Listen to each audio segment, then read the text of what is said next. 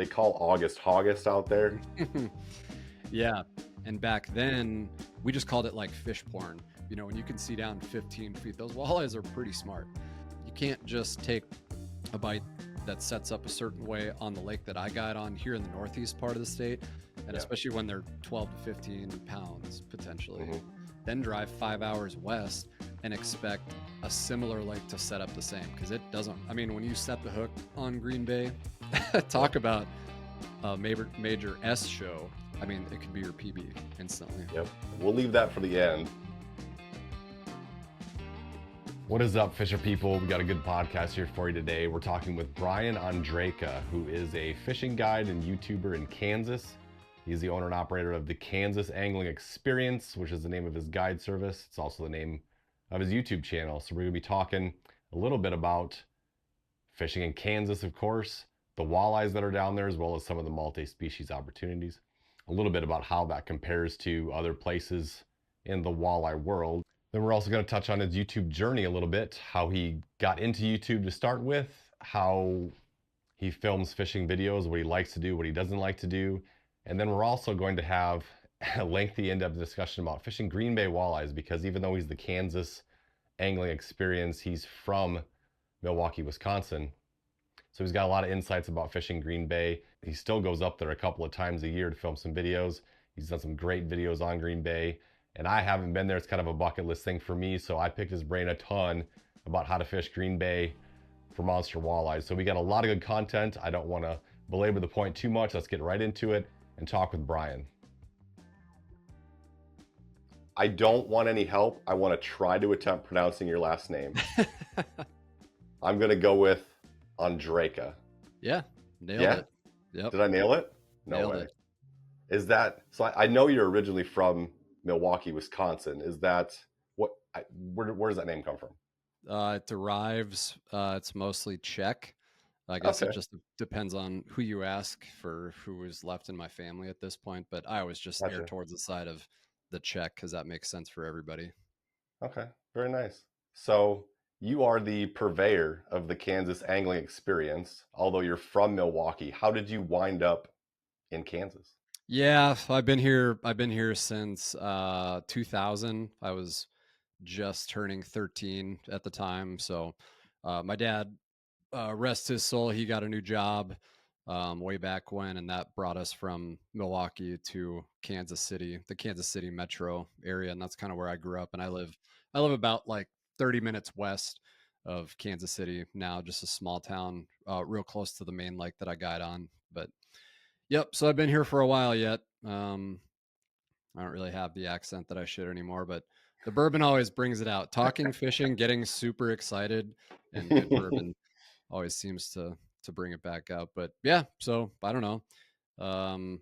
It was weird going from, Wisconsin obviously, and growing up in the Northwoods and Green Bay, and then coming to Kansas with these, you know, well, tiny to me, 6 to 8,000 acre reservoirs that have lots of wood and trees and, dirty water. And then people are telling me there's walleyes in these lakes. I'm like, there's no way. And now here I am guiding full Yeah. time for walleyes after, well, it's been, 10 years this year, 2025. So, So walleye is your main target down there yet? I mean, Or not it is necessarily for the main one? It is for me, but at Okay. the same time, it's, whatever the best bite is. Um, I mean, the unfortunate thing about these lakes is that these fish have just become so pressured over the last, Yeah. 8 years, and especially with forward facing sonar and stuff. And just in general, how small these lakes fish, very limited structure, a lot of river channel, which in reservoirs for walleye, especially this time of year, late fall into wintertime, that's kind of your main areas and stuff. But yeah, I mean, it's like my wife says, a big fish in a small pond in Kansas, running almost 300 trips a year. People know my Lund and they know where to go. So Yep. brings a lot of the pressure. But yeah, it's fun. It's fun, just to kind of go along with the times and realize that these fish are so pressured and sizing down our presentation so much. And I remember when I used to just be able to rip a jig and wrap any which way, any time of year, and be able to catch fish. And now we got to be a little bit more sneaky with stuff. So just kind of like all of us, going with the times and Yeah. live to live scope. If you're not cheating, you're not trying. So it's changed that much in the last 10 years, even there? Oh yeah, yeah. Especially well, and Really? I guess a big part of my bread and butter guiding is hybrid striped bass or wipers, Okay. as people call them. There's a big one on the wall back there, but yeah, it's a Hmm. hybrid striped bass. Um, I mean, I used to throw a lot of big baits for those fish, and this was before I started guiding too. And I'm talking like 5 or 6 inch swim baits, or even just like the bigger like pulsars and moxies and stuff. And I mean, you could still catch them like that, especially in the late fall, early spring, late fall, when they're starting to put the feed bags on and stuff. But a lot of the vertical aspects of those fish have changed so much. I mean, my bread and butter bait is like 2 3/4 inches long, maybe 2.5 inches, and that we're Wow. catching 8 to 10 pound fish on. So Hmm.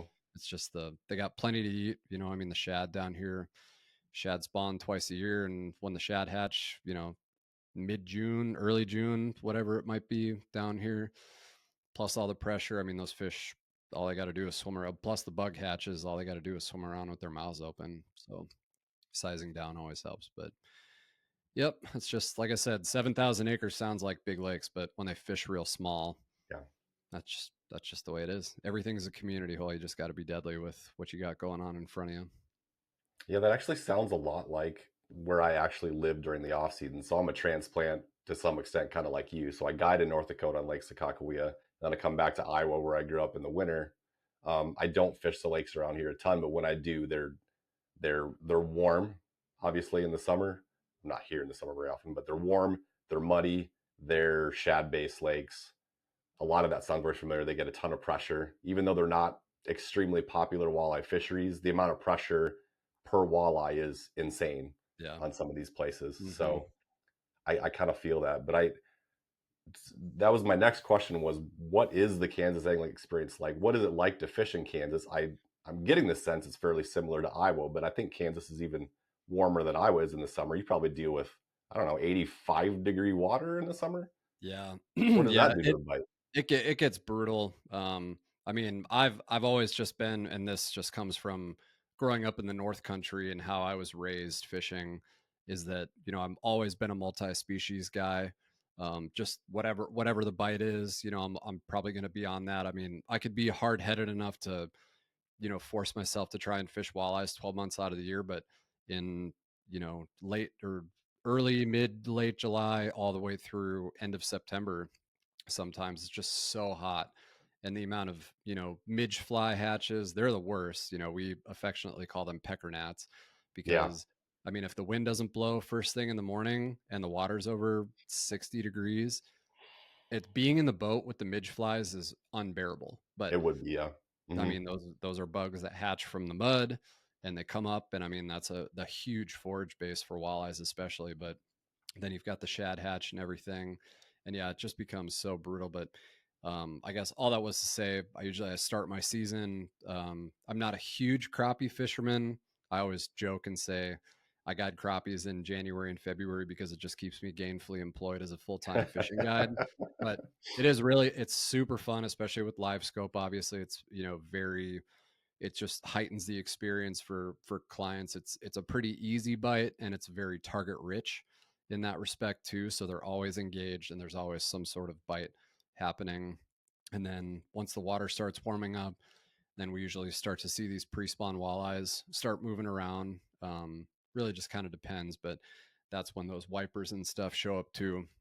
And that, again, their wipers are pretty stupid, which makes it easy for me as a guide. And they get really big and, again, very engaging on live scope. But most days when the wind's blowing and you're setting up on a piece of structure and those fish are pushed right up against it, you can just cast a jig in a plastic. And when I say that, then I bite my tongue on the tough days. But that's why Yeah. I like early and late season, because it's a fun bite. But yeah, I mean, Yeah. May and June, post spawn walleyes, same as you in North Dakota. I mean, pulling spinners, pulling smile Hmm. blades is, I mean, again, pretty easy, fun for everybody, especially kids. Rod bends over, pick it up, reel it in. Hmm. But yeah, July, August, September, it gets kind of grindy. So I'm just A lot of white bass, obviously, in the area too. So easy to just do the white bass thing. Give somebody a jig and wrap or a spoon on live scope on a piece of structure, and there's probably a million of them there. But you get the occasional wiper and walleye mixed in too. But yeah, when those pelagic fish want to swim and they've got ample food sources, it's like, Yeah. what do you do? But Yeah. yeah, then I do a fair bit of smallmouth fishing too. I really like fall smallmouth. That's Okay. definitely one of my favorite things. And that's kind of more of a niche. That's kind of when I, lean on my regulars, guys that fish a lot, that have fished with Hmm. me for a long time. Cause, I mean, you can give somebody a Ned rig or a tube or even just a whopper plopper, but, counting rocks can be tough for people and snagging up and stuff. But Yeah. fall is all about the moving baits for brown fish, and that's Okay. always fun. I mean, both of those smallmouth that are on my wall, where one of them was a square bill crankbait and then one was a jerk bait. Granted, one was from Sturgeon Bay in Wisconsin, but Okay. we've got, I don't know, probably 6 to 8 smallmouth over 5 pounds here in the last 2 or 3 years, which for Oh Kansas, I boy. mean, that's a great smallmouth anywhere, but Right. down here, it's like, it's crazy. So, Absurd. Yeah. but yeah, fall. I just love fall. I mean, we just try and get through October because this past year, it was still 80 degrees towards the almost end of October, like Halloween time. And then the November, December walleye bite is definitely what gets me super, super pumped every year. It's a river channel bite, and those fish are so stupid and so hungry. And we're not catching like giants. Like we have Sure. again, like a fair bit of good handful of fish over, 26, 27, and two over 28. And one that eclipsed the 10-pound mark, my first one this past March. Pre-spawn fish guaranteed. She was like on her way to the dam to probably spawn that next night. Um, but yeah, I mean, just stupid, stupid fun stroking a jig deep on a channel break. That's every walleye fisherman's dream Yeah. right there. So Yeah. That's perfect. it's fun. Good eaters, good eaters, 15 to 20 inch fish. We don't keep anything in my boat over 21 or 22. Okay. So, but There's one thing I'm picking up on the Kansas angling experience, and that's that you have a longer season. yeah, You can you pretty much fish all year round a lot of years. yeah, it's all, You know. it's always January, like last January, January 2024, we were locked up for 3 weeks, 3.5 weeks. And I'm not geared up for ice guiding and stuff. So coming right off of a kind of short Christmas break, I'm ready to get back after it, and we get a couple days, and then it's like January 1, polar vortex sets in, the overnight temps, and the wind doesn't blow in the single digits, and water freezes when that happens, it turns It out. does. So I've kind of been on a extended sabbatical here. So last time I got it was January 1st. So Okay. I've just been chipping away. But yeah, typically can be in the boat 12 months out of the year up till a certain point, and then get some warmer Mhm. weather and the wind blows, breaks up the ice. And but since you and I both have such nice lunds now, I'm not much for ice Uh-huh. breaking like I used to with my older boats that were paid for and a little more used. Uh-huh. So I'll leave that to Yeah. the diehards. I'll let them blaze the trail and I'll just come in behind them. Yeah. I did a little bit of that 2 years ago. We didn't have ice off until, I don't know, May 8th or 9th, I think was the official date on Sakakawea. So there was a few days we were out there going through some of the skim ice, hearing that glass tinkling around the boat and stuff. That was, Were you in the GL then? yeah, yeah. But Oof. like I said, it was super thin, Yeah, skimmy, yeah. little crystals. It probably still wasn't the best idea, but Sometimes we're just that mad at the fish. exactly. Yeah. And then every once in a while, like I said, most of it was open, but there was still some ice until that day. And I was flying on a plane one day at 45 mile an hour, and it kind of snuck up on me, and I had to pull off the throttle pretty quick because there was a big chunk of ice out there. So Yeah, I it would can't. move around, obviously, with the wind and all that kind of stuff. You got to be paying attention. But Yeah, done it on the bay too, on Green Bay. Except up there, yeah, it's like actual Titanic icebergs. You just see yeah, a little bit at the top, and then what's below it. And yeah, yeah, yep. That I'll leave that as a little teaser. That's one thing I want to get to is Green Bay walleye since you're from there, and I've watched a lot of your Green Bay videos. We'll leave that for the end. Give people a reason to stick around if they don't have another reason already. I want to get into your YouTube journey a little bit. You've done pretty well with the YouTube stuff. You're sitting in like what, 35, 36,000 subscribers, something like that. yeah, yeah. And that, I mean, I don't know it. I've always been into, you know, film production, video editing, filming. So I guess to begin that story is, but right after I moved to Kansas, I was a big time skateboarder. Like team sports never really did it for me. I'm just like, I mean, I love people because I run almost 300 guide trips a year and I'm a people person, but I just generally just like don't like other people or working with other people and stuff. Um, so yeah, I have been skateboarding for I don't know, probably like 20 years if I could say that I actually still did, which I really don't just from a time and age constraint. No excuse. If you're out there and you used to skate, just stay with it. I'll leave that to the people that know, but all that was to say I wasn't like super good. It was just enough to be really fun, but that's when like I started borrowing my parents' like high 8 camera and like got a fisheye lens for it. Was like doing the whole skateboard filming thing, Yeah. and I just loved video editing. I think it was more like the instant gratification, like go film a bunch of stuff. And then like if we were filming at the skate park or on the streets or whatever, I would literally come home and like make an edit out of that footage immediately. Like there was no sitting on footage or anything for me. It was just like I want to create something instantly because I've been thinking about it this whole day that I've been filming.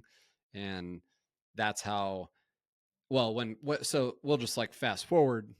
So then GoPros came out, and that immediately transitioned into getting popular with fishing. And back then, we just called it like fish porn. Everybody just set a camera, on their dash. I don't even think chesties were really a thing. They would just like pick a mounting spot and they would just catch fish. There was no vlogging or talking to the camera or explaining unless you were James Holst and IDO or In Fisherman or just like the original TV shows. But back then, like I would just set it up. I would catch a fish, show it to the camera, throw it back, boom, next clip. There was like no production value whatsoever. But then YouTube evolved and we watched the vlogging get popular and talking to the camera, which like that definitely took me a while to get used to of talking to myself in the boat and stuff. But I think I did YouTube fishing videos for, I mean, I will say it like my channel has been monetized since 2006. That was back when you could just instantly get monetized. There were no parameters. Oh, You that's know, right. you didn't need like a certain amount of Yeah. watch hours or watch time or Yep. whatever it is like now. I think it was just like you needed like 1,000 subscribers. If you Um, haven't already checked out Tour Level Tom, a National Walleye Tour rookie experience on the Ripping Lips Adventures channel, do yourself a favor and check that out. If you've ever wanted to know what it's like behind the scenes at a professional walleye tournament, especially for someone new to the big national stage, I promise this will be an amazing watch. And now, back to the podcast. it again, I think that I filmed for like 4 or 5 years on my YouTube channel, just making videos before I started guiding.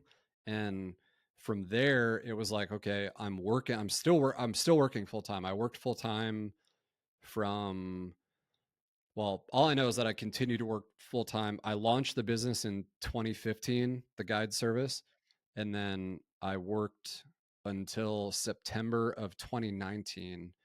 Um, and that's when I made the jump to go full time. And so all that was to say to kind of circle back, uh, my YouTube channel has always just been for fun. Like I've always been a full time fishing guide. That's my bread and butter. Like, yes, I will put cameras up when I have regulars in the boat or just like one guy, which a lot of my videos recently have been because that's the only time that I've Yep. had.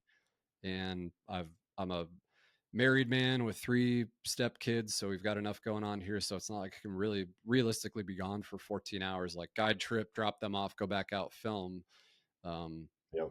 I don't want to get burnt out. So, Yep. but yeah, that kind of progressed throughout the years of like, I really want to do this or I really want to do that. And like my Green Bay videos, especially, I'm by myself. So it affords me the opportunity for that creative brain space, so to speak, as opposed to having buddies on the boat or clients to where I'm like, hey, we got to get out there at this time, got to throw the cameras up to start filming. I'll do an intro later, and an outro, like flub something in the garage, which I hate doing. So Yep.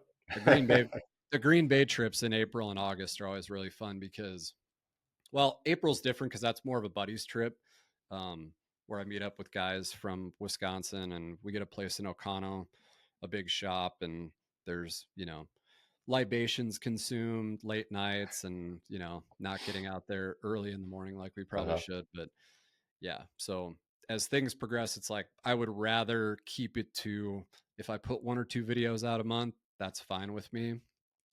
As long as it's what I would want to watch, personally. It's not like I have to rush through a video because I know there's so much worse stuff on YouTube. Even my worst videos that I consider my worst, I'm like, I've watched some of my buddies' videos who has almost 200,000 subscribers and he caught one fish in an 18-minute video and he just talked the whole Wow. time. And I'm like, I I don't know why I sat through this whole thing. This is freaking so for me, again, it's not about the money, the subscribers, the views. If I was not monetized, had very little subscribers, and no one watched my videos, I would still make them. That's the bottom line. Because I just it's a labor of love, and like the monetization, like making money on YouTube is cool. We just sack that money away and use that as a vacation fund or new Lund fund or something. Yeah. I don't know. Yeah, I'm the So same way. I've said it many times that I would do it regardless. I did it initially to promote the guide service, and then I just realized it was so much fun. I yeah, would do it absolutely no matter what. Also, what you said about filming with other people, that is definitely, especially if it's people that aren't used to filming a video. Like sometimes I'll film with a friend of mine. His name's Randy Belial. He's got a channel, Ripping Lips Adventures, and he does the same thing. So we know what we're doing. Whereas like my dad, and my brother come out, they're getting more and more used to it, but it's still kind of an awkward sort of thing of, like you said, when do I do the intro and when do I say certain things to the camera without feeling weird with my dad and my yeah. brother, and it's just different. It's harder. Yeah, yeah, and I mean, I have a lot of respect for the guys that do it full time, that put that much effort into it, but I can't really put myself in the same position because my day to day is thinking about what I have to do to make that next day's guide trip great. And it's like, if I know that I have Steve Jess with me, one of my regulars who always fishes by himself 4, 5, 6 times a year with me, I'll have the cameras with. But even still, I'm so jacked to get out first thing in the morning, and it's usually in the dark, so I'm not doing an outro or an intro anyway. Um, and we just kind of figure out the rest later. But yeah, it's just a labor of love. And I mean, if guide trips, which I do have a lot of clients, regulars now that found me from the YouTube videos, it's not like Yeah. I'm on the videos saying, don't delay, call today, book Nope. Yep. now, blah, blah, blah. Look at what you can have. It's like, I'm just going fishing and I do this full time for a living as a fishing guide. And you'll find out when you go to my availability calendar that you better, yeah, book now. But it's Hmm. never like an advertisement. It's just like Right. I drop my stuff in the description. And if trips come from it, great. If not, then Yeah. whatever. It's not why I do it, but Yeah. it does help though. Sure. And going back to the other point, you were talking about your friend's video with one fish catch in an 18-minute video. Like, there's definitely different audiences. And like at some point, you start to draw in a certain audience that watches you for a certain thing. But I just want to say, because you also mentioned how it took you a long time to get used to talking to the camera. I feel like whatever you did, you're extremely good with it. Because if there was somebody I would watch that only caught one fish, I think I could watch you fish for 18 minutes with Yeah. one. So, You might not ever see that video though, because like yeah. I have, gone fishing plenty of times trying to force a video and Yeah. I'll edit it and be like, there's no way I'm going to put this Yeah. on the channel. Like I get the appreciation from certain audiences of, I would love to see your tough days. I Yep. want to see what your Sure. tough day looks like. And I'm like, I don't want to edit my own video on a Yeah. tough day because it's me just BSing to the camera trying so hard to say, talk about my cadence, or then all of a sudden there's like an advertisement. Let's talk about Kate Outdoors rods or these plastics that I'm using. And at that point, it's just like, that's not a video I would want to watch personally. And that's the kind of content I strive to Yeah. put out. So Yeah. that's a me problem. It's not Sure.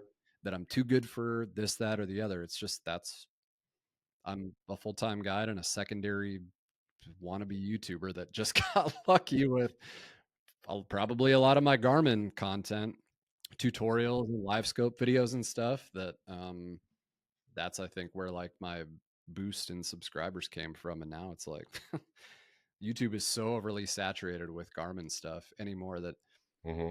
I mean I could put out another refresher live scope tutorial and have the video do well, but it's like what's the point at this point? There's Yeah. so much, which is good. That's great for the people that are just getting into Hmm.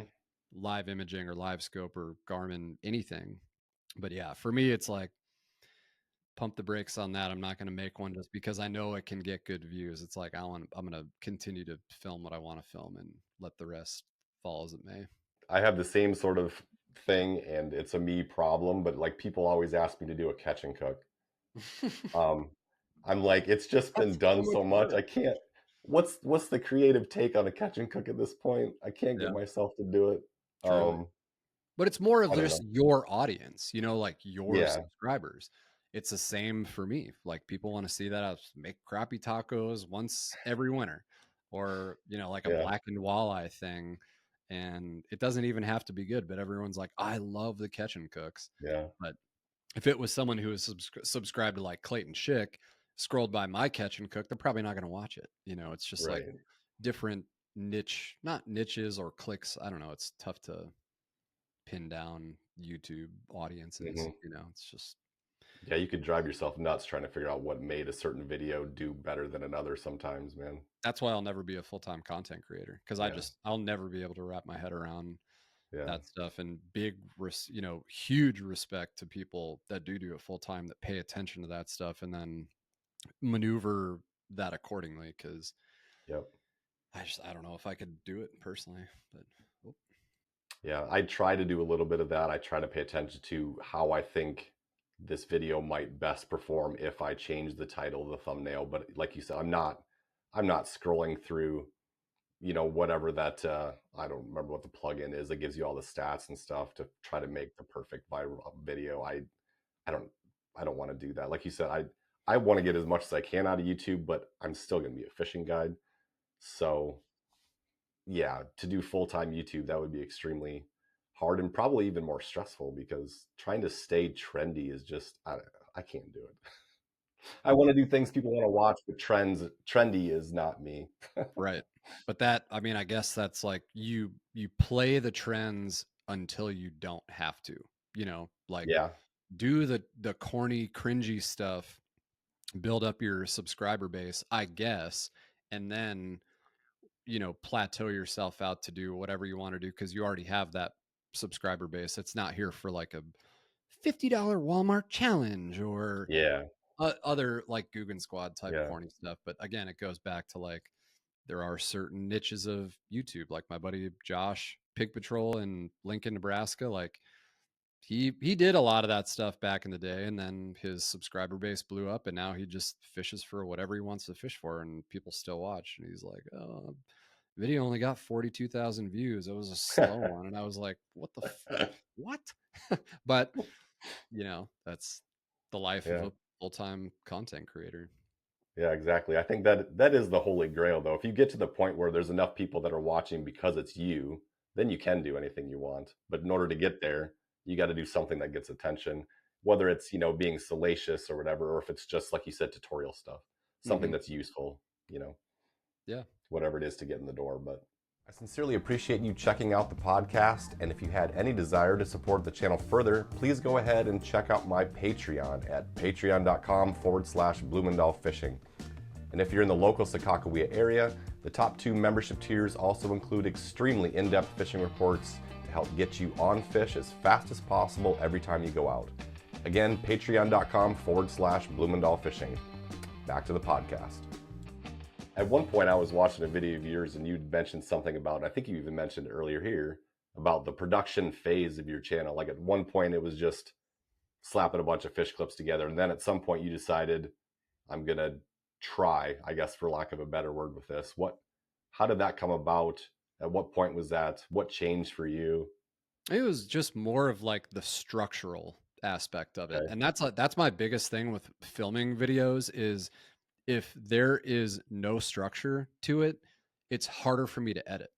Yeah. Like, and that's where it kind of like convolutes my mind while I'm fishing to be like, okay, wait, I didn't do an intro, so how are we going to start this? Oh, I'm just now beginning to fish, but I didn't talk about the presentation or the rod and stuff. So again, it just goes back to that being a me problem of it needs to be just like very structured instead of going out for, God forbid, 8 or 9 hours trying to like finish this video and then coming back here with 300 gigs on 2 to 3 different cameras of clips and then trying to figure out the structural aspect of it. Cause I mean, I'm sure I have plenty of videos that other people think are great, but when I watched, I'm like, editing that was a nightmare because Yeah. I had to do like late B-roll clips or like go in the garage and film something stupid. Because like I said, I hate filming stuff in here. Like if I have to do an intro and an outro in my office or in my garage, it's just like, I don't know, for me it takes away from the whole aspect of it. I want it to be like Yeah. it's 6:30 in the morning. Here's B-roll clip of my coffee steaming in the Yeah. 35-degree air and all this stuff. And like 90% of my videos never end up like that. But Well, like you said too, like if you're trying to do all of that and you're wanting to get out in the morning and like as guides, our number one goal is how we're going to fish. And the yeah, camera stuff, at least for me, has always kind of come second. I'm trying to make them a little more equal, but when you're in a hurry to get out on the water before sunrise, this is why it drives me nuts to try to film ice fishing. I always try to do the night bite so I have time. That morning bite, and you're trying to get B-roll while you're walking out and you're dropping your can. How do, it's so much stress. How do you if do you pull that off sometimes where you're like, I'm gonna go fish before sunrise and you get good B-roll and intros, and are you able to do all not really, no. Just that? because, Yeah. well, especially for certain primetime bites. I mean, again, it doesn't matter. Like, I am phasing out of guiding on weekends entirely this year. Like, Okay. I took Saturdays off my schedule in 24, but I left Sundays open as a courtesy to a lot of my regulars who can potentially only fish weekends. Like, I would hate to lose them. But the weekend fishing pressure that we get in this northeast part of the state, especially the specific, like the main 1 out of 5 lakes that I guide on, the pressure is insane. And it doesn't matter if it's a weekend or a weekday, you better be there at like 5 or 5:30 and be on the spot, because if you're not getting a spot on the spot. Oh my And God. a lot of those spots are so, there's so many little nuances. I mean, it's river channels, just river channels in general. Like there's so many little nuances, and a lot of which a lot of the guys out there, I'm not trying to take away from the locals or whatever you want to call them, they don't know what they're fishing. Like they don't know Hmm. about the inside turn Yeah. of the river channel or how the wind or the current may hit that inside bend or anything on the river Yep. channel. But they're going to be there, and 50, 40 yards, 30, 40 yards is just enough to piss me off. Like of people setting up, just depending on which way the wind's blowing and how we're trying to cast and stuff. So all that was to say, it's very difficult for me to get any sort of decent, like, oh, we're taking off and here's the sun coming up. It's like, no, we're already on the spot in the freaking dark, just waiting for the sun to crest the horizon, because that's when the walleyes here bite. As soon as those fish get a little bit of light and the light switch turns on, that's your bite window. Okay. Nobody's really catching fish in the dark, and I'm certainly not filming in the dark. So Yep. talk about a major S show, filming in the Yeah. dark, because I've done that night trolling on Green Bay in the spring. What a disaster. But it's when you're good at it, like Boley, you're good at it, but he can also go to any lake up by Hayward or Superior, anything up there, and never see another person, Yeah. human, ever. So, Yeah. Right. plus he also has somebody else, half the time or a little more than half the time to do the filming and stuff for him. Exactly. That's a big help for sure. But Um, he's yeah, worked hard enough and grinded hard enough to get to that point. So, absolutely. Yeah. Boy, again, back to the how much effort you put in YouTube thing. Um, I can't understand how he could do what he does without getting burned out. And maybe he does. And maybe, I don't know. I'm sure he's really good too at making 2 or 3 videos in one day, Oh yeah. but the amount of content that he puts out and the amount of driving he does and how he's always saying, all right, I'm just getting done with this sunset bite and I'm packing up and I'm driving all night to get to Yeah. North Dakota at 2 in the morning and then do it. Like, oh my God, Yep. how? I don't know. Well, I know that he's not married, number one. He has Sure. no kids. Shelby, his girlfriend, super cool. She runs like, Yeah. his contour fishing clothing company and stuff. Uh-huh. Um, but I mean, I don't know. I just kind of feel like at this point, if I didn't fish full time, I don't know what else I would do. Might be the same for him too. It's like if I'm not fishing every day for an extended period of time, what else would I be doing? And if I'm not filming, I have no job, essentially, which isn't entirely true. He's got the Walleye Now app and he could go any direction in the industry he could ever possibly want to now. But I'm sure he does get burned out. And I mean, I certainly do too, at certain points in the year, but we just fall back on it's our job. And like we love fishing and we love guiding, but at the Mm-hmm. end of the day, it's still our livelihood and it's our Yep. job. And all my clients are always like, well, at some point it's got to start to feel like a job. And I'm like, you're damn right it does, but I still love it Right. because I don't take this job lightly. I'm not Mm-hmm. lazy. I know a lot of other guides that well, if they even know how to tie a double uni knot and retie their leaders, when was the last time that leader was tied? Because I bet you it sucker's like 3.5 inches long. He's been working this Yeah. 12-pound leader for the last 3 months. I don't know. Mm-hmm. But yeah, no, it's big shout out to Mr. Boley because he started guiding just like we did too, up in He my old did. Yeah. stomping grounds. So Like if somebody were to tell me that, yeah, I don't know, kind of like the olden days, so to speak, the TV fishing shows where you could make 10 videos a year and make a living, that'd be one thing. But in right, order to do that, he's got to make, I don't know, what does he make? 80 videos a year, probably yeah, not 100? even I don't know. including what he puts out on the Walleye Now app that Right. isn't on the Right. YouTube channel.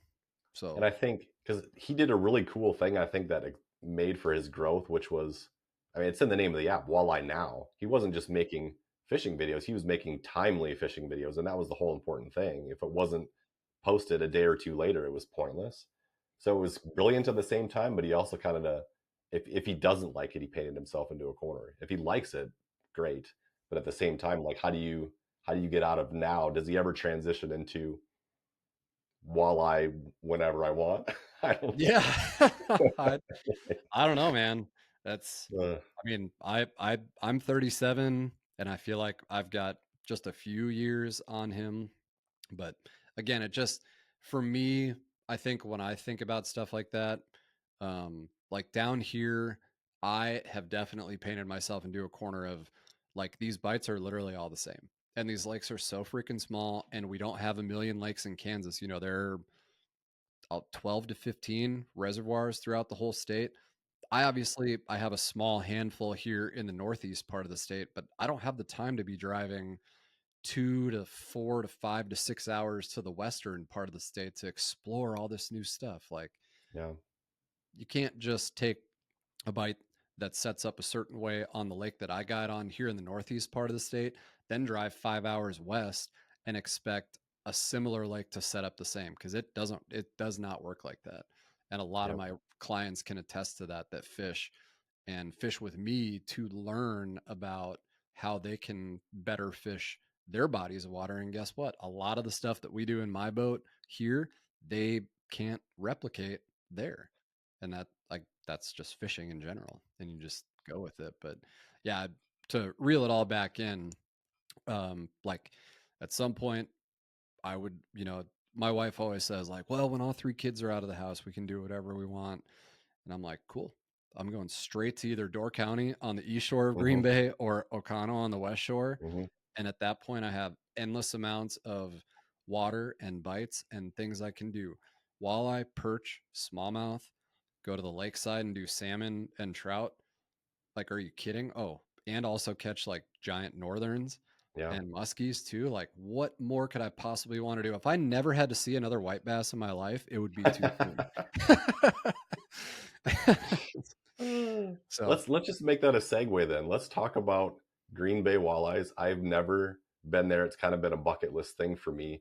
Without giving away too many secrets, locations, that kind of stuff, just what does it fish like? For somebody that knows something about walleye fishing, if they were to go to Green Bay, what are they going to find? How are they going to figure it out? there's really no secrets anymore, honestly, with the amount of content that has come out in the last 8 to 10 years, like starting with shows like IDO and Larry Smith Outdoors and the Gillespie show.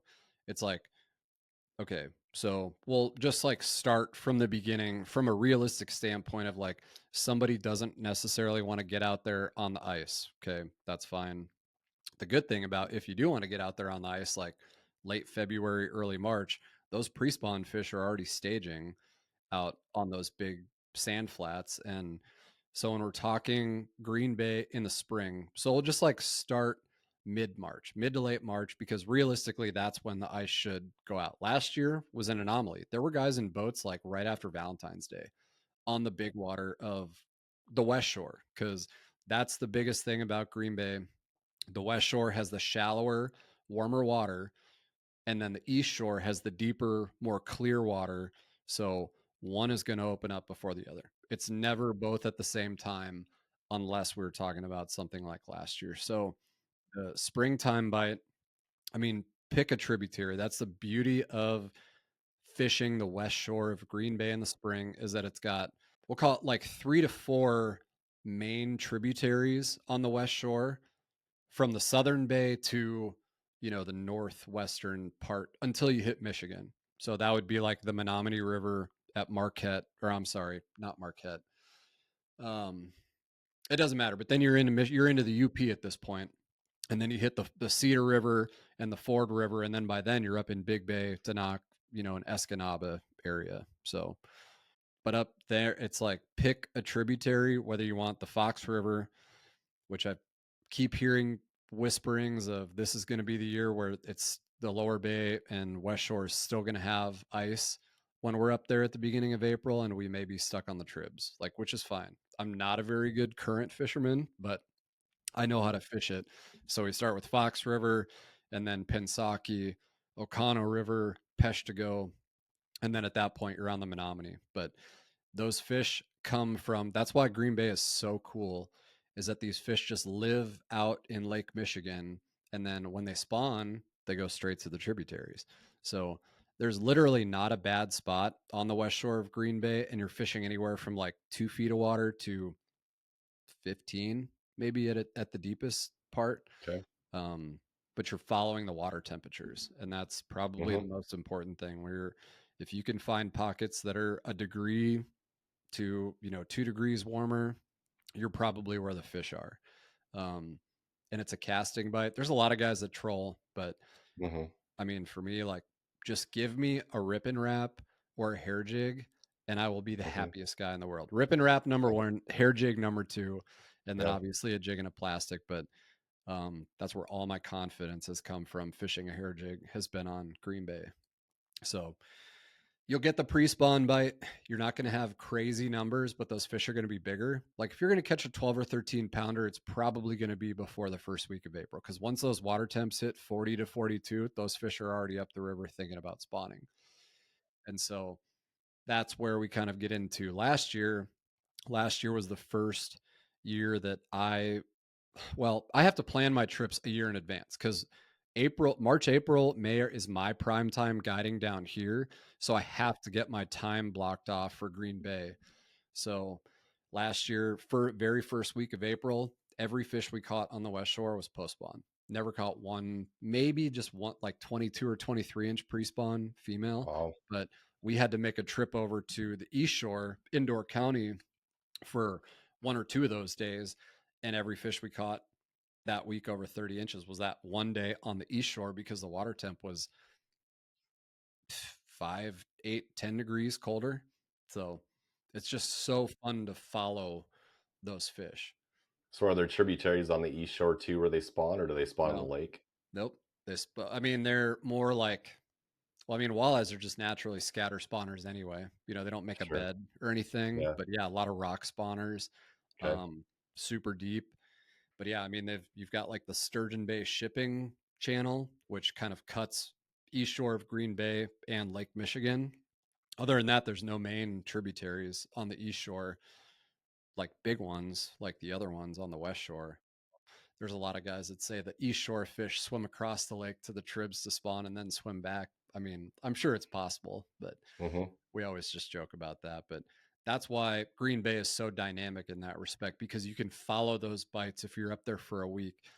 Granted, if you don't have to fight the ice, you can go to the east shore to catch your big ones, go to the west shore and just follow. It all depends on the wind and the currents. And that's the biggest thing with the Great Lakes too. And I'm sure you probably experience it on Sakakawea too, of just like following a big blow. Which way did it blow? Which way did that water go? Where did the dirty water go? Where did the clear water go? There's so many variables to it, but it's, you know, when you're fishing shallow, the shallow water bite on the west shore is fun, but a lot of that east shore stuff is deeper stuff, and that's because the water is gin clear. You know, when you can see down 15 feet, those walleyes are pretty smart, and Yeah. especially when they're 12 to 15 pounds potentially. Mm-hmm. So it's just the allure of just never. I mean, when you set the hook on Green Bay, I mean, it could be your PB instantly. Yep. So Absolutely. it's just so much fun. It's my favorite place on earth. And if you like to troll, you know, pick a clear night with the full moon around that March, April time period and pull stick Mm-hmm. baits, you know, P10s and Elite 8s and stuff, Husky jerks, 12, 14s up shallow with lighted planer boards, and just watch one just get buried into the Mm-hmm. water and just know Yeah. that that fish is definitely 10 pounds. Yeah. There's just so much to it. I'm not a huge troller, but I do like that part of it in Green Bay, especially because again, when that board buries or you set the hook, it could be a 12 or 13 pounder and fish of Yeah. a lifetime. So Yeah. If I'm gonna troll, at least I want the allure of a potential big fish. You mhm. know, I don't mind pulling some lead core around in certain spots if you're Oh thinking yeah, when this bends back, it might be an 8, 9, 10 pounder. But trolling to get limits yeah, is I and don't have that a I lot of mean, clients that ask to do it either, which is great. right. But I mean, Yeah. that's like once the bug hatch, once Green Bay, like the West Shore specifically, gets its first bug hatch because it's all shallow mud up there. Well, I mean, it's not all shallow mud. I shouldn't say that. Somebody's going to correct me on that big time. There are a lot of mud flats, especially on the lower bay. That's a guide's up their dream because he's just got to put out a spread of 6 crawler harnesses, and after the first week of May, the opener, you can keep 5 fish over 15. It's the easiest thing you could possibly do.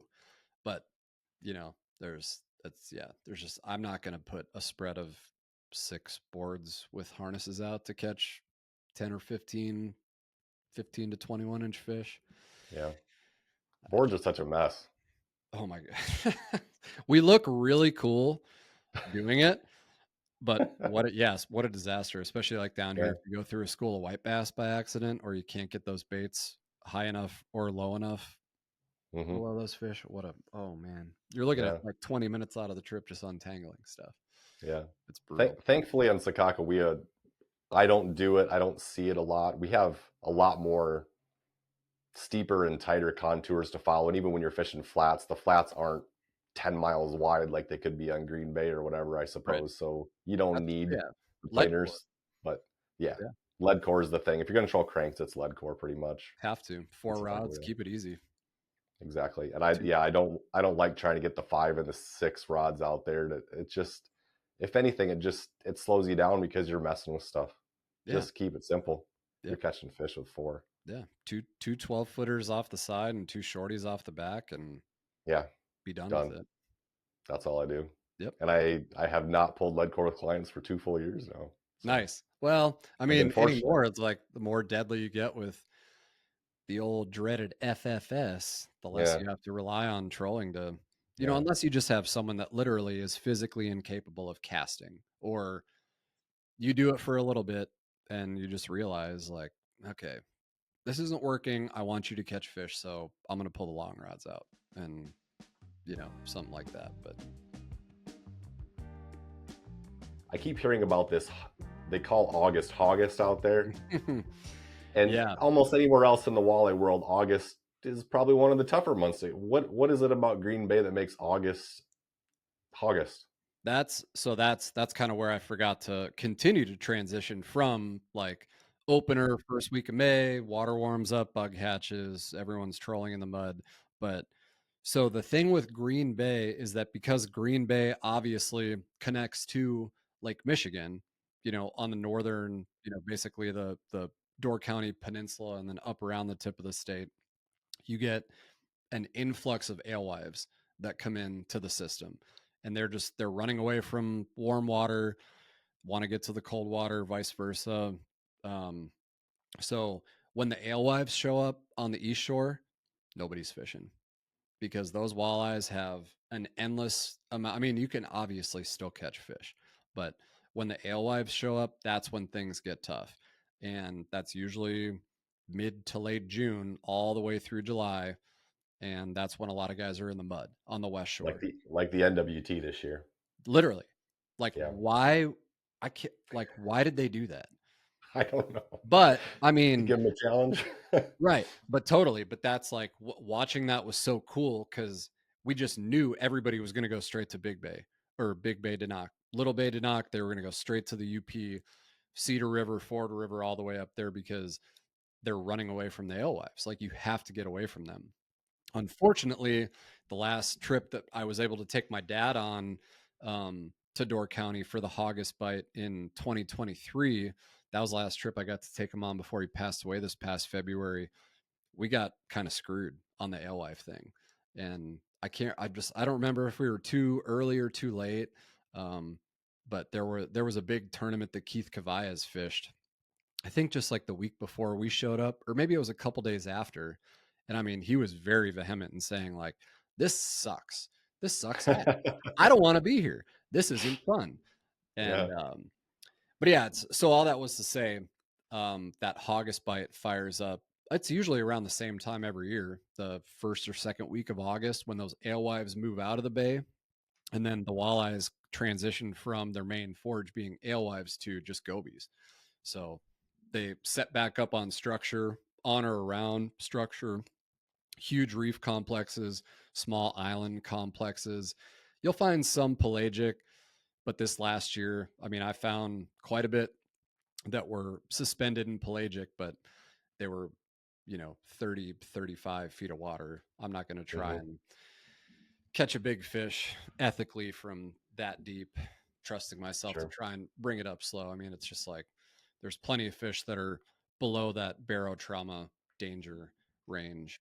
Um, but that is why Hog-ust is so magical, because these fish finally, the alewives left. So now they're just relying on gobies. Um, and there's just so many big fish. I will never, I mean, I'm sure you probably saw the videos. I will never have another August trip as good as how it was in 24. I never had a blow day, which when you fish the Great Lakes, you always just have to factor in on a trip that you're potentially going to have to sit at home for a day because you can't get out there. Um, I never had a weird blow. The wind blew pretty much the same direction for 5 days straight, which on the Great Lakes is unimaginably amazing, especially when it's not a north wind. When it's a Yeah. south wind in the summertime, that's Yeah. what you want. But if it switches or if it's been a north blow, which is what we dealt with last year, all that cold water from Michigan blew straight Yep. down. There was no shiver minnow bite. I mean, I'm sure there was a death jig and a crawler bite, but I just wasn't really doing it then. I did that probably like 85. Well, yeah. I think I caught one fish on a shiver minnow this past August, and it was a freaking sheephead. So everything else was eighth ounce or quarter ounce jig and a worm, and a death jig or a search bait. So See, I'm also assuming that part of the reason, so for one, you get all these alewives moving out of there. There's less for them to eat, but the water probably doesn't get super warm on Green Bay relative to some like Kansas or Iowa, right? So it's no, not like August is 78, 80 degrees and they're turning off or going out in the middle of nowhere, nope, right? nope. Yeah. And you got so much structure close to shore, offshore. But yeah, I mean the lake currents are just something I've never experienced before. And just like I grew up on Lake Michigan, like I'm from Milwaukee, like we had a boat in the Milwaukee Harbor and fished trout and salmon my entire life growing up. But like back then, do you think my dad was paying attention to lake currents and stuff like that? No, we were putting out a 9 to 12 rod spread of dipsy divers and flasher flies and stuff and just like driving around and catching them. But Hmm. yeah, when you're in a small boat and you're more dialed like we are now, following those lake currents, playing the wind, figuring out where these fish went just based on all that stuff is just the mystique of it. Is there's nothing like it. It's Green Bay is heaven on earth because you can go anywhere and do whatever you want, fish however you want. So when you're talking about playing lake currents, are you looking for water temp differences, water clarity differences? Or can you feel the currents Oh yeah, very specifically in your it's boat? like, well, and I mean, it's different because I'm in an aluminum boat. You know, I run an 1875 Pro V. It's a heavy boat, yeah, but it's like if the wind is blowing one direction, but you're like you spot lock the boat, but it's like doing weird stuff because the current is doing weird stuff too. But you know, it could be a situation where I pounded them on spot X this day, and then less than 16 hours later, those fish are gone, and it's because the wind switched or the current flipped and it pushed that clear, dirty water somewhere else. That plays the same in the spring. You know, it's like those are things you have to pay attention to, and that's again the mystique of Green Bay is like you can be a hero one day and then never see another fish the next if your fishing memory is like everything is a fading Yep. star on the Great Lakes Yep. if you're not as lucky as I was to get the same weather and Yeah. wind for 4 or 5 days Yeah. straight. Yeah. I actually watched that video before we just did this call right now, just to get pumped up again. And I'd seen it once back, I don't know, within a month of when you put it out or something like that. I watched it in North Dakota. I had to watch it again. That's pretty special. It is. That was a Yeah. magical day of fishing. Yep. Or multiple days, but especially that last video by yourself. That was great. Yeah. That, well, again, I don't know. It's better to be lucky than good, right? But I've Sure. had a little bit of all of it on my side that Yeah. week. But because, like I said, that same exact week, the year prior with my dad, it was awful. I mean, I'd never worked so hard to try and get that guy a walleye on the boat. And Hmm. it's nothing we were doing wrong, but that north blow and all that cold water, those water temps going from like 71 to 72 to like Yeah. 65, 66, that will change a big walleye's mood so fast. And Yeah. you're on these mega schools and they're just like, Yep. mm-mm-mm. Yep. And the big ones get affected more than the little ones and the whole thing. Yep. Yeah. It's, Yep. I don't know. There's a lot to it, but like I said, there's just, you experience, well, I mean, my first 10 pounder, that's the only fish that's not in the frame from March 30th, 2021, my very first trip to the West Shore for the pre-spawn bite. And I caught that fish on my first day. And I just Yeah. was railing fish on ripping wraps in like 3 feet of water. And you get your first taste of days like that. And you're like, how do I ever fish anywhere else? I don't understand. Hmm. I heard you use the term mega school. Does Green Bay fish like that? Are you looking for big schools of fish?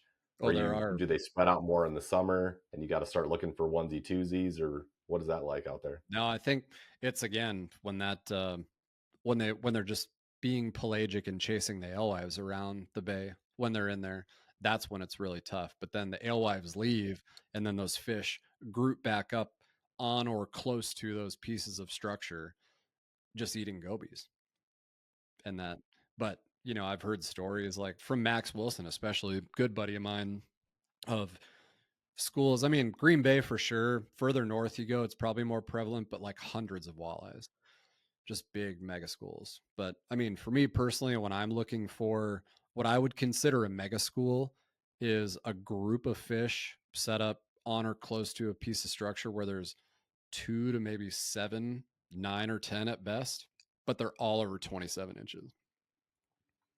That's So the coolest a part. school of really big fish is what you mean by a mega school. A pod maybe is a fair term as well. Yeah, I was gonna say, I mean, people Sure. ask me that all the time, like, what do you consider this or that? And I'm like, Yeah, okay, yeah, no, with walleyes, like we're looking for like pods. But yeah. like I said, I've heard the stories of the mega schools of just mass amounts of fish, and they're all walleyes. But for me Hmm. personally, knowing that when I go up there, I mean, I wouldn't even net like a 25 incher. I would just tail grab it, unhook it, and let it go. It's, you just get so Oh, spoiled on yeah, bites like that. And again, I may be eating a lot of humble pie next August yeah, after you never how know. good, but Yeah, yeah, that's just the fun part of it. yeah. But you got to be deadly with the technology, though. You have to be deadly with live scope. You can't just go out there and, I mean, I guess if somebody wanted to be really lazy, they could spot lock and set up a spread of like slip bobbers on a piece of structure. But why would you want to do that? Yeah, so that's the other thing I was trying to kind of piece together, after watching that video was, do you need, like, how far are you driving between, you see a pod of 8 or 10 fish? How long did it take you to find the next group of 8 or 10 fish on an island or a shoal or a point or whatever? I mean, it like, Is live scope a game changer at Green Bay? oh, 100%. Okay, I mean, just like it would be anywhere. But that's sure. again the beauty of Green Bay, and just there's so much structure, and a lot of it, especially the further north you go in Door County, a lot of it is close together. So with live scope and how clear that water is up there, especially on the east shore, you don't have to drive over those fish. You just pull up, get close to it, put live scope down, and if those fish are there, you don't even have to really circle the whole spot. I guess it just depends on the depth change between the top of the structure and the bottom, because obviously you're going to get blocked from the other side and you can't see it. Um, but yeah, I mean, if I see one or two fish, that's cool. If I have a good line on them, I'll cast to them. But generally, I mean, I know I can come back to them, but if there's other pieces of structure nearby, it's just like me crappie fishing this time of year. If I pull up to a tree or get close to it and there's not like 50 fish on the tree, I may just keep going. I know I can come Yeah, back to it because I've already got the number laid down. But yep, yeah, but generally, like if you do see a pot of two or three walleyes together, they're gonna be big. That's how I caught my 30 on that second to last day or whatever when I was by myself. It was literally like two fish in 29 feet of water suspended over like 40. hmm. And it just took, I mean, I think that was a death jig or a search bait fish. And they're just so stupid, like in a good way. Cause I mean, when the conditions are right and they're eating, you just, you just watch them. Have you fished a death jig or a search bait yet? A little bit, a Just the little. bite. I used to hate that bait. Just I couldn't, especially the death jig with the treble on it, when it, casting it out there, getting a Hmm. fish to follow, and I'm like, why didn't he eat? And then I reel it in, and you realize that the, you know line was fouled up. But I can just like feel it right now as I'm like just sitting here, just like you feel Hmm. that little bit of load when the fish picks Mm, it up, and then okay. just boop. I I love that I bite. bought one of them whenever the second year they were out, was it 2 or 3 years ago? And within 7 minutes, I got bit off by a big pike, and I was like, "Well, that's $12." Yep. So I Yeah. just kind of, I don't think, I know they work. I don't think you need them at Sakakawea. There's other ways we can catch them, Totally. um, Totally.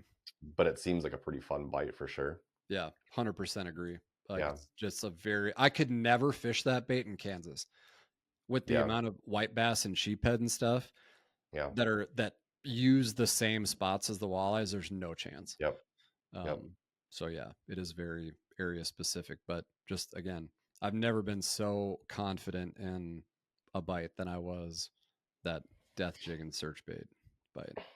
Even just a jig and a worm, just being able to yeah, make a cast and hang it there and work them up. I mean, it's ice fishing on a casting presentation at that point. right, Just take it yeah. away from them. It is fun. I don't know. But again, I'm biased because I had one great trip and now I'll probably never have that bite again. Everyone on this podcast is like, yeah, right. I go to Green Bay every year. I Yeah, know. yeah, yeah. It was just due. I mean, again, I lost my dad this past February, and that was the last trip last year that I took him on. And he wanted me to have a good time. I wanted him to have a good time. And we had a great time together, but the Yeah, fishing just like did not happen. right, So I feel like I definitely got a little bone thrown to me from dad right, upstairs on that trip to be like, all right, yeah, you're here by yourself. You don't have to worry about me. yeah. Have a day. Yeah. Yeah, I know you've been through a lot in the last year. I keep up on some of your stuff. Been wild, man. I would imagine a lot of the fishing world. You know, fishermen can be competitive, but we can also be pretty hardy people. Oh, yeah. And I think a lot of people feel for you. So I just wanted to say that as well. I appreciate it. Yeah, Yeah, I appreciate you coming on the podcast and chit chatting a little bit. I should probably let you go. Move on with the rest of your day. We're over an well, I hour don't already. even know. I already told you at the beginning of the hour. I was like, well, I Yeah, don't have an agenda, but when you get yeah, me talking about stuff that I enjoy and am passionate yeah, about, we could sit here for hours. So yeah. It comes through for sure. So if somebody wants to either fish with you, watch your content, whatever, how do they do that? yeah. So I mean, my business basically started on Facebook, so you can find me on Facebook, Kansas Angling Experience Guide Service. But formality's sake, I do have a website as well, KansasAnglingExperience.com. That's got all my availability calendar and all kinds of other stuff on there as far as what you need for your trip. But otherwise, my cell phone number is 913-484-9055. Usually pretty easy to pin down via email, but yeah, check out the YouTube channel as well. Awesome. I know I enjoyed it. I'm sure everybody else will. Thanks so much for chit chatting. I appreciate it, Brian. Yeah, buddy, I appreciate you having me, and I'll look forward to getting mine going here since I have nothing but time with the lake being There you locked go. up. That I'll get you on. We'll do one on mine too. Sounds great to me, dude. Take All right, care. Brett. I appreciate it, buddy. Yeah, bye. Got it. And I got him way out there, 100 feet, screaming. And he's big, too. I mean, that's a tank. That's a tank. Yep. Oh, we got her. Monster Green Bay walleye. That is what I came out to the depths for. Holy man.